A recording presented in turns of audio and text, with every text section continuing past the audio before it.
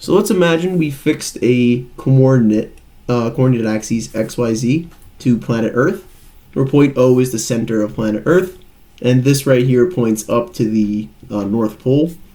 So let's say we have a point P, which lies on the surface of planet Earth. Point P, which is on the surface of planet Earth. What this means is that if we draw a vector OP, its magnitude, the magnitude of OP, would equal the radius of planet Earth, which is about 6371 kilometers. So now let's say we project this onto our XY plane. And this is where it is over. And we're going to call this point Q. And we can connect O to Q, and now we have another vector, OQ. If we're to define the magnitude of OQ, we needed an angle. This angle, we're going to call alpha. Alpha is the latitude. So for this video, alpha is equal to latitude. And what is latitude? Well, it is the angle made with respect to the equator. The angle of elevation. In this case, it's degrees north, or radians north. So now defining angle alpha, what is the magnitude of OP? Well, OP would be nothing more than R times the cosine of alpha.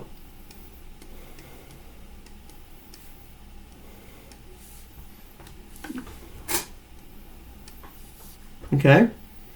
And we can actually also further break this OQ down into components. So I'm going to define this vector here. We're going to call this point R. And this point over here, S. So what would be the magnitude of OP's projection in the x-axis, or like this vector? What is the magnitude of SQ? This vector. So what would we call SQ? SQ, the magnitude of SQ would be R cosine of alpha times, well, we need another angle. So let's define angle beta, where beta is the longitude.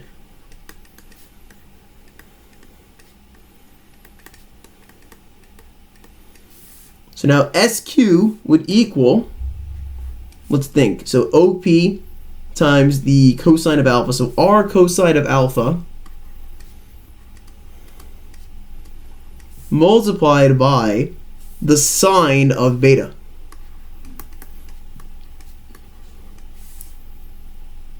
That would be SQ.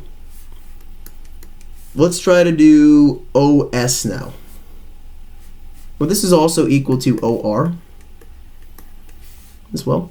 So now let's do RQ or OS. So let's do RQ is equal to OS, the magnitude of OS.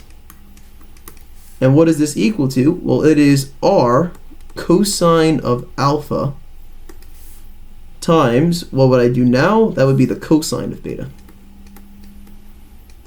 And finally, what is the magnitude of the vector QP? QP, well, this one's really straightforward. It is just R sine of alpha.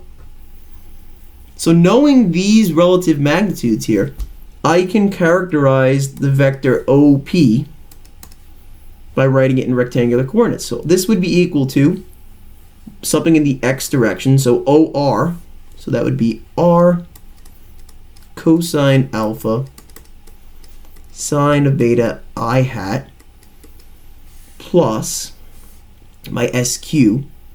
So what is my, yes, I did my RQ.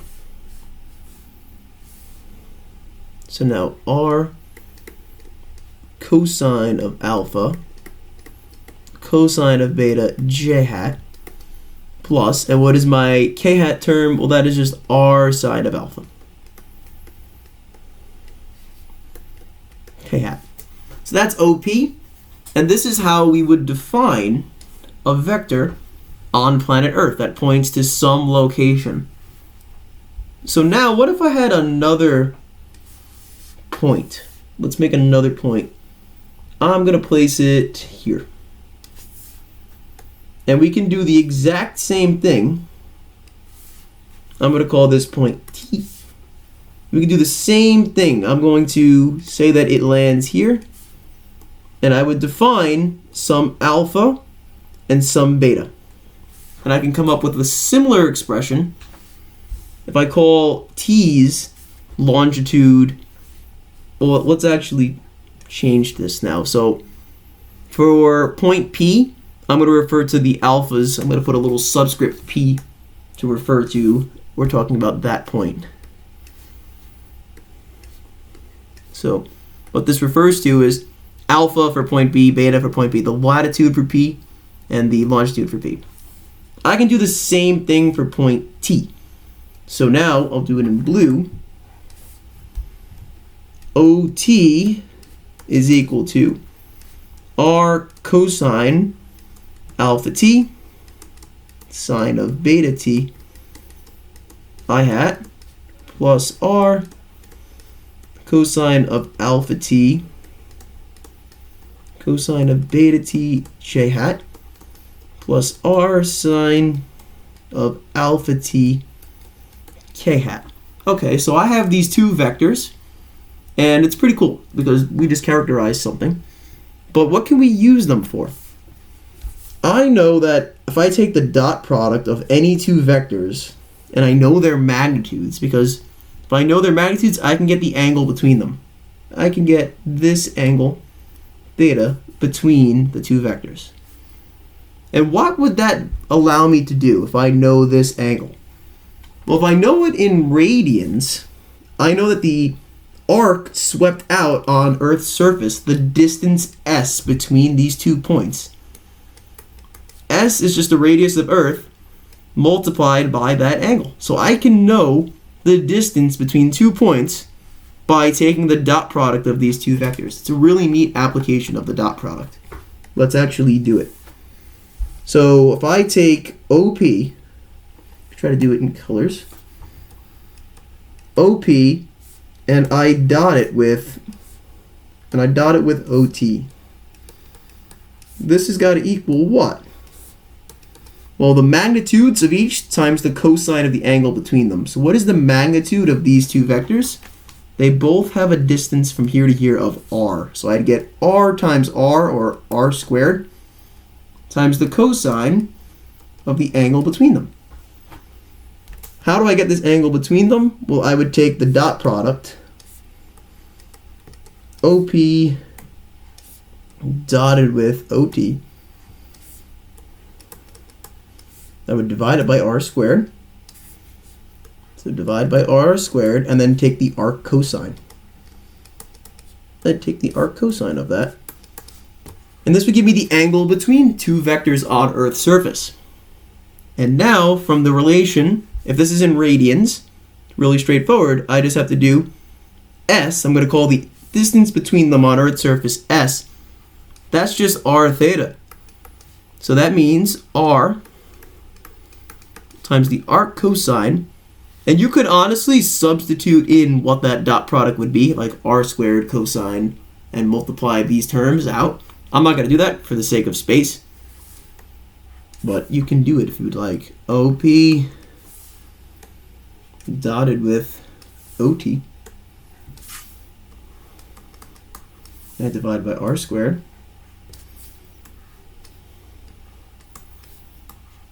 And this is the distance between 2 points on planet Earth. It's really neat results. So let me put an S there. And then we take we can box this in. So now, let's actually apply this. We can show you how to do this in Excel. Because Excel is a pretty good thing to do this because there's a lot of numerical crunching going on. But what we're going to do is we're going to define certain cells that are going to calculate the x, y, and z coordinates. We're going to multiply them together with the dot product, divide by r squared, take the r cosine, and multiply by r. We have the distance between 2 points given their latitude and their longitude.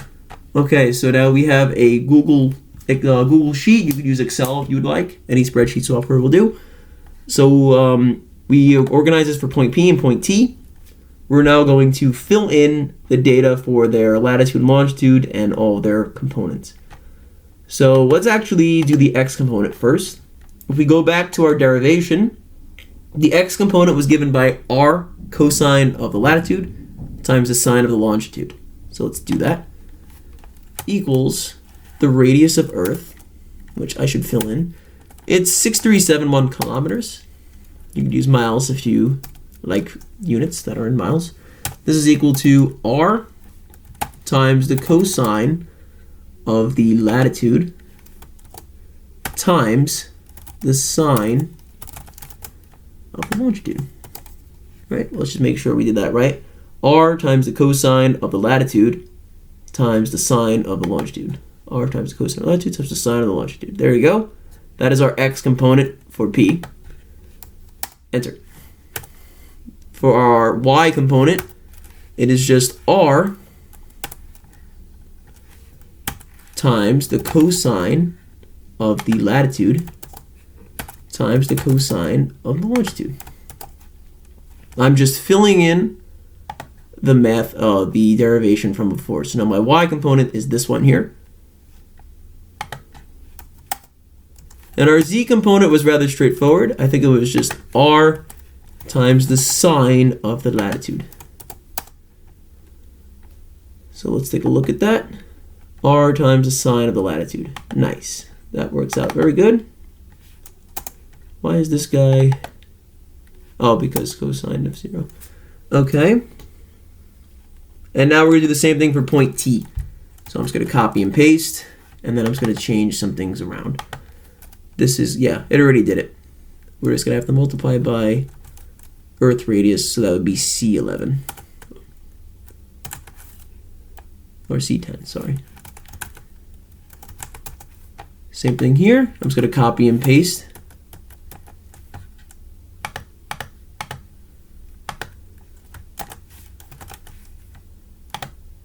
And we have to edit just that term, change it to C.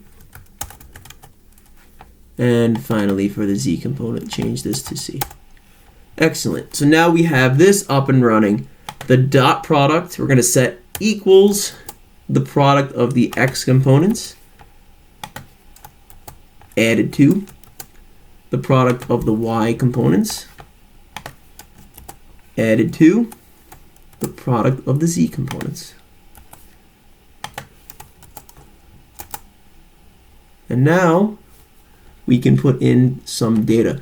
One thing to notice, this latitude and longitude for Google Sheets must be converted to radians. If I take a trigonometric function, for example, cosine of an angle provided in radians. This does not work with degrees, so just be wary of that. So let's now take an example to see if our spreadsheet calculations are making sense.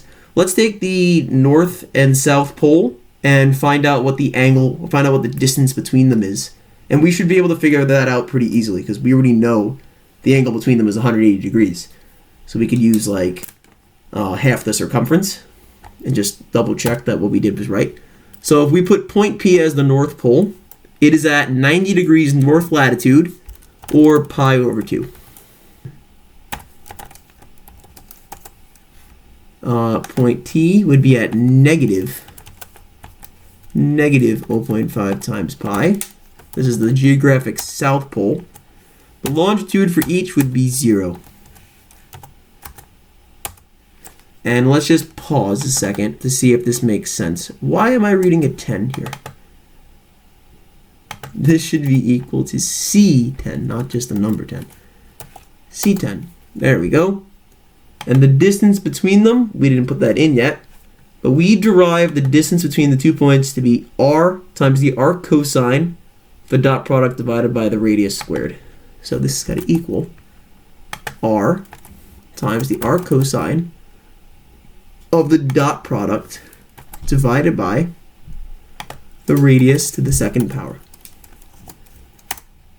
And now let's see if this is correct. So This should be half the circumference of the Earth. So equals 0.5 times 2 times pi times the radius of the Earth. And we should get the same number, and we do. But why is it negative?